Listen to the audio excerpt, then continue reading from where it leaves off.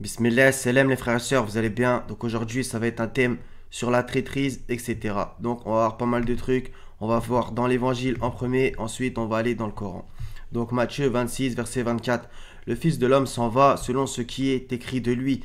Mais malheur à l'homme par qui le Fils de l'homme est livré. Mieux vaudrait pour cet homme qu'il ne fût pas né. D'accord? Donc ça parle de Judas. Judas qui le livrait prit la parole et dit: Est-ce moi, Rabbi? Jésus lui répondit: Tu l'as dit. D'accord? Pendant qu'il mangeait, Jésus prit du pain et après avoir rendu grâce, etc. D'accord? Donc on va voir quelle est la notion avec le pain qui va revenir dans les psaumes.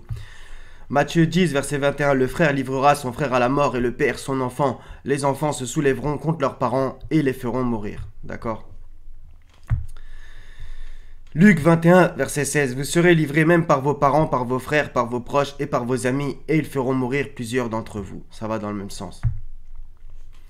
Luc 22, versets 47 et 48. Comme il parlait encore, voici une foule arriva, et celui qui s'appelait Judas, l'un des 12, marchait devant elle. Il s'approcha de Jésus pour le baiser.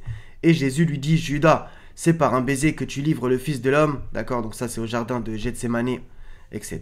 D'accord? Donc tout ça, c'est intéressant, et bien entendu, c'est un exemple ultra connu. Psaume 41, verset 10. Celui-là, même avec qui j'étais en paix, qui avait ma confiance et qui mangeait mon pain, lève le talon contre moi. D'accord? Qui mangeait mon pain. Et on a vu que Judas, lors du dernier repas de Jésus, qu'on appelle la scène, il a mangé du pain, etc. Et Satan entra en lui. 2 Timothée, chapitre 3, versets 1 à 5. Sache que dans les derniers jours, il y aura des temps difficiles, car les hommes seront égoïstes, amis de l'argent, fanfarons, hautains, blasphémateurs, rebelles à leurs parents, ingrats, irreligieux, insensibles, déloyaux, calomniateurs, intempérants, cruels, ennemis des gens de bien, traîtres, emportés, enflés d'orgueil, aimant le plaisir plus que Dieu, ayant l'apparence de la piété, mais reniant ce qui en fait la force. Éloigne-toi de ces hommes-là. D'accord? Donc il y a énormément de caractéristiques. Et la dernière petite phrase, éloigne-toi de ces hommes-là. Ça revient aussi plusieurs fois dans le Coran.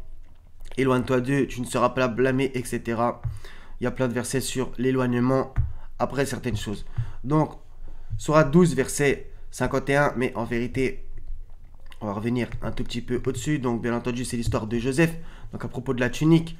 Mais si sa tunique est déchirée par derrière, alors c'est elle qui mentit, tandis qu'il est du nombre des véridiques. D'accord? Donc, on va voir que le mot véridique revient plusieurs fois. Verset 46, ô toi Joseph le véridique, éclaire-nous au sujet de cette vache grasse, etc. D'accord? Donc ça c'est le roi qui lui demande ça. Et on va voir que la femme de El-Aziz, eh ben finalement, ce qu'elle a dit après toute une série d'épreuves, je pense que vous connaissez bien entendu, elle a encore dit la notion de véridique, etc. Et la femme d'El-Aziz dit: maintenant la vérité s'est manifestée, c'est moi qui ai voulu le séduire et c'est lui vraiment qui est du nombre des véridiques. D'accord? Joseph le véridique.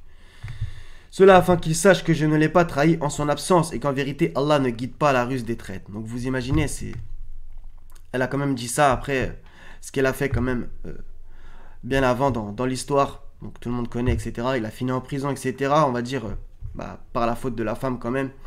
Et finalement, elle a quand même dit des choses intéressantes. Je ne m'innocente pas, cependant pas, car l'âme est très incitatrice au mal, à moins que mon Seigneur, par miséricorde, mon Seigneur est certes pardonneur et très miséricordieux. Vous imaginez, elle parlait du Seigneur après, d'accord? Donc c'est une très belle histoire, bien entendu. Et Joseph, elle a été trahi quand même par ses frères. Elle a été vendue, donc c'est une sorte de trahison. Ensuite, la femme, elle a fait une ruse aussi quand même, etc., etc. Mais finalement, on voit plus tard que elle a eu un bon comportement par la suite. Sourate 33, verset 35, il y a un petit passage. Les musulmans et musulmanes, bon, j'aime pas cette traduction, donc les soumis et les soumises, bon, après si vous en avez une meilleure, dites croyants et croyantes, obéissants et obéissantes, loyaux et loyales, d'accord? C'est surtout ça pour ça que je l'ai pris, loyaux et loyal. Il y a bien cette notion de la loyauté qui est l'inverse de la trahison. Sourate 8, verset 58 aussi. Et si jamais tu crains vraiment une trahison de la part d'un peuple, dénonce alors le pacte d'une façon franche et loyale, car Allah n'aime pas les traîtres. Donc ça c'est intéressant, franche et loyale, c'est l'inverse de la traîtrise, qui est mentionnée juste après. Allah n'aime pas les traîtres. Sourate 4, verset 107, et ne dispute pas en faveur de ceux qui se trahissent eux-mêmes. Allah vraiment n'aime pas le traître et le pécheur. D'accord? Etc. Il y en a plein d'autres. Hein. Donc... Sourate 8, verset 71, et s'ils veulent te trahir, c'est qu'ils ont déjà trahi Allah, etc. 40, 19, intéressant. Il, donc le Seigneur Allah, connaît la trahison des yeux, tout comme ce que les poitrines cachent. D'accord. 66, 10, un verset intéressant aussi, jusqu'au verset 12, et jusqu'après de Marie. D'accord. Allah a cité en parabole pour ceux qui ont mécru la femme de Noé et la femme de Lot. Elles étaient sous l'autorité de deux vertueux de nos serviteurs. Toutes deux les trahirent et ils ne furent d'aucune aide pour, entre parenthèses, ces deux femmes vis-à-vis d'Allah.